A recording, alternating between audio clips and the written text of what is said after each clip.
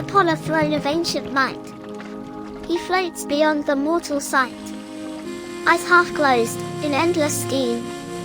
He weaves the stars, he shapes the dream. The constellations know his name. For worlds were born within his flame.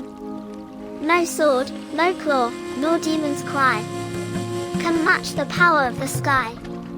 His mind, a forge of silent wars, of broken kings and shattered stars.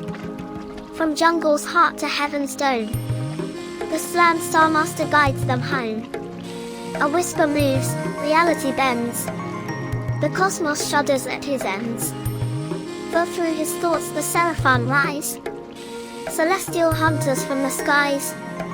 An ageless will, a cosmic lord. His tongue the ancient, silent chord. One blink, a city turns to dust. One word, a demon's dreams combust.